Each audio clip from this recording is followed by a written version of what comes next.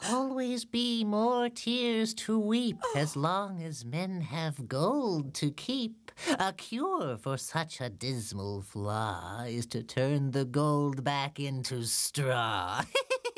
They actually have a life, and I feel that they're very real and they have a spirit that people may not be aware of when they're watching, but that's part of, I think, what affects them, is that they see and sense the life of the marionette. I choose to live alone, but that does not mean that I do not long for companionship. These marionettes are 20 years old. Rumpelstiltskin is the oldest play in Maritime Marionette's repertoire. Heather and Daryl have performed it over 1,000 times. Sometimes it's a question of whether the marionette's moving you or you're moving the marionette after a while. It's just when you pick up the marionette after 100 performances, it just goes. I like to compare it to musical instruments.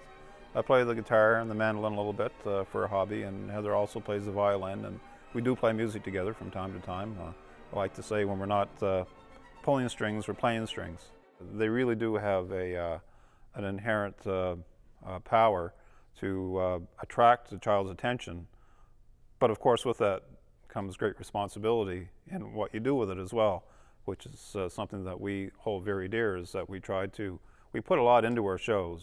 It takes 4 to 6 months to bring an original production to completion, about 3 months for an adapted fairy tale. All of the marionettes are lovingly handcrafted in their Truro workshop, from the paper design to the finished character. Heather grew up in Truro, Daryl in Antigonish. They've taken workshops, apprenticed with the world's best, and for the past 25 years they have been bringing marionette magic to audiences around the world. They have performed for royalty, Princess Caroline of Monaco, but their favorite audience... We really like to perform for family audiences. Like, we find that too often our society is segregated. You know, they'll send the children to one thing and the adults will go to another thing, and there doesn't seem to be anything that the adults and the kids can go to and enjoy together. And that's something that we've always believed in. What I find is people are, first of all, so thankful that we're doing it. Some people have tears in their eyes. They say, I didn't know anybody was still doing this. And they're afraid that it's going to be lost forever. Oh, little man, is that you? Oh, I'm so glad that you are here. Well, my child, I see that your situation has not improved. The king is greedier than even I thought possible. Yes, but he has told me that if I succeed tonight, I will have my freedom and I will never have to spin again. And how much is that freedom worth to you? Maritime Marionettes has an international reputation. When not developing new productions, Heather and Daryl have a flat-out performance schedule. Someday they may decide to pass the torch and teach, but for now, performance is what they love and how they keep this art alive.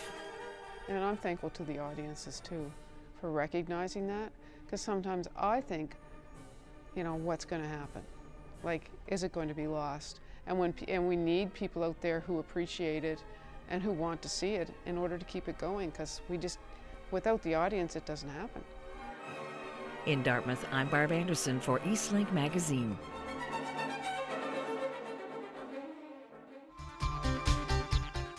Watch EastLink Magazine. You'll be glad you did.